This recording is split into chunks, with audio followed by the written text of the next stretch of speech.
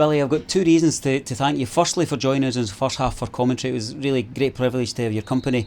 Second is for this interview. Let's talk about your own career with Raith Rovers. I think you're a wee bit surprised when I was telling you. 140 appearances, 5 goals, playing it predominantly at left back, and it leaves you 131st in the all-time appearance list. It's a pretty decent number there, one ahead of Davie Hunter. So you're up and amongst some good names.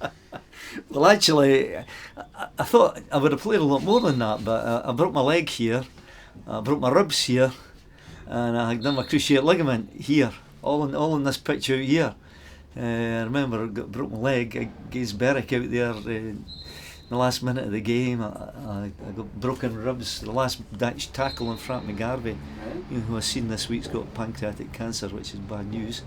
But I broke my ribs that day, and done my cruciate here in the 18 yards box. You know, it used to dip there in that corner there. But well, I'm quite happy. 5 goals. I played mostly at left back. Later on, I come as a right back, right midfield player. I played that at my previous clubs. But it didn't matter where I played. I thoroughly enjoyed it. I had a lot of enthusiasm for the game, and I enjoyed being here. What are your abiding memories of Starks Park? I remember speaking to you maybe 10, 12 years ago for RaithTV, and I was really struck by something you said at that point, where you said, you know, one of your regrets in football was not getting to manage Raith Rovers. It's clearly a club you've got huge affection for. Well, it has, you know, because when I left school, I went to Hull as a boy. I was only 15. I never played in the first team there, and then went to Motherwell. And although I played in the first team, I was never a regular. And when I came here, you know, I think everybody finds their level actually. And I was a first team regular here, and I was here. I would have been here a lot longer if it hadn't been for my injuries, I think. But you know, it was good to come here, and I've always had an affection. You know, I used to travel in a car with Murray McDermott, Malcolm Robertson, and John Hislop and that, you know, and we had a good camaraderie here. It was a good spirit here. It was a good place to be. Going back to your first season with us, 73-74, Rovers played 54 games and you started in 50 of them. I mean, how would a modern player cope with these kind of demands? Yeah, well, now, you know, if you play 2 games in a week now, you've got to have a rest. It's a lot of nonsense, actually. You know, when you're a professional football player, you'd rather play games than train, you know, and I would as well. I mean, I wanted to play every week. I was disappointed that I missed 4 games there, maybe injured, but or maybe dropped even. But yeah, 50 games in the season's quite a lot. I think now that if you play that, they'd send you away to the Costa del Sol for a month, you know, to recuperate. But you know, we were part-time at the time, you know, so we were working as well as playing all these games. It was good standard, you know, we good standard, hard games, but enjoyable. A couple of things jumped out in that first season when we're looking through the stats, and one was, if we look at a friendly, it was a momentous 6-2 victory against Celtic, and having a wee look at the Celtic team, is littered with household names. What do you remember of the game itself? I can remember it here. Actually, it was the first game I came back after breaking my ribs. I think we were both at the Scottish Cup, and Celtic wanted a friendly game, and we played them here. And actually, Jimmy Johnston, I marked Jimmy Johnston that day, and he never kicked the ball.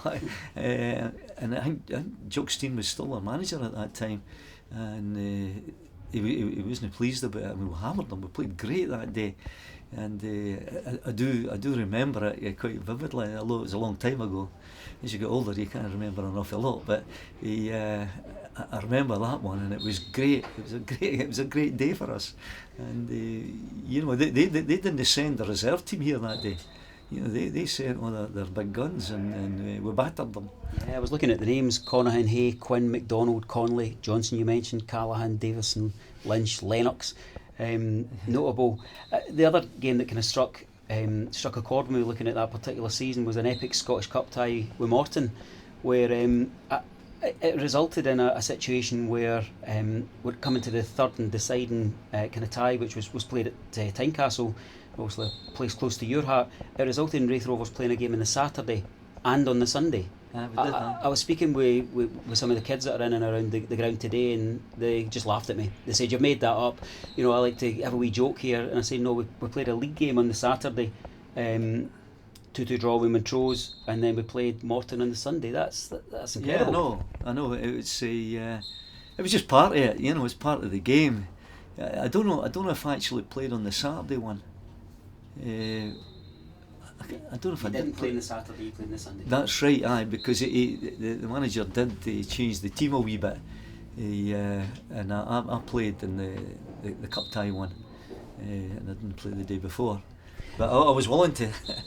Tell us a wee bit about the managers that you had. I mean, I'm looking at the 74-75 season, and there was George Farm, Bert Payton, and Andy Matthew.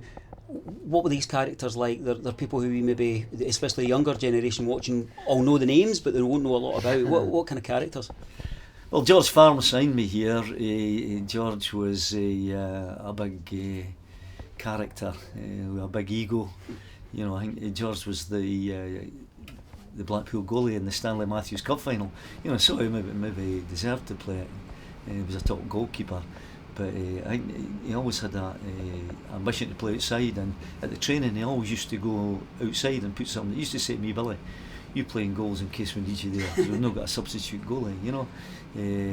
He was a character, but he was a bit of a bully. You had to stand up against him. Bert Payton came. Bert Payton was brilliant. There is no doubt that Bert Payton should have been a top manager. He gave me a lot of good ideas. I mean, when he first came here, he made me club captain, and the next game he left me out for 3 games. Obviously, and it pleased him. But I thought Bert was really, really good. He had a lot of good ideas. He was at that time he was a modern day coach, and he had us playing good stuff. And he left to take over. What club did he go to? I can't remember what club he went to, but he got offered a good job and left here. Andy Matthews, Andy certainly wasn't a tracksuit manager. Andy's tactical talks at half time were, "You're on double bonus, lads, to win." Which was better than any tactics you'll ever get, Great motivation. And I remember one of them was, it's in the day's programme, we played Stranraer down at Stranraer, which was a big game, and it was touch and go. I don't know if we were 2-1 up at half time, but double bonus. 1-4-1. It works, by the way, and it worked then because we were part-time players, and the money at Raith Rovers was good. Raith Rovers were always good players. I don't know if they are now, but they were good then. And they were the 3 managers. And Andy actually probably had the best record. And I mean, he was a manager when we went right up to January without getting beat, right? And the Saturday game, who beat us on the Saturday? It's written in the stars, isn't it? That it would be Queen's Park. Queen's Park. Queen's Park, come here. We'd been on Football Focus at dinner time. We were going great guns, and they come and beat us 2-0.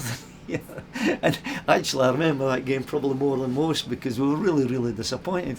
Football Focus with Bob Wilson and that at the time was fantastic, and we were on it. Yeah, these things happen, don't they? I mean, that season finished with quite a combination of winner takes all game to decide title at the end. You started on the bench against Alloa. Do you remember much about the game? Yeah, I do. Davie Hunter getting the winner. Yeah, I had picked up a couple of knocks before that, and when we went to Alloa, I wasn't 100%, so I wasn't playing. But I thought I could have played, but anyway, I actually had done my cruciate by that time, but I was playing on the Saturday, didn't train all week. I iced every Saturday night, and that's what done me in the end. But I remember the game at Alloa, yeah. I mean, in the wider sense, I was looking through some of your teammates through that time. Lots of players that certainly supporters of my generation are really comfortable in kind of recounting the kind of quality of them. We've seen through things like the Hall of Fame. Who are the guys that stand out for you as been the kind of life and soul of the dressing room, as well as the guys that had that extra bit of talent? I mean, there's for Rovers fans, it's a real collection with Gordon Wallace, and you've got Joe Baker in there. You've got, I mean, go through them: Donald Durkett, Brian Cooper, Murray McDermott. These are household names, Kirkcaldy. Yeah, well, Joe Baker, when I was still at school, and Joe Baker was playing for Hibs, and I used to go and watch him. He was one of my heroes.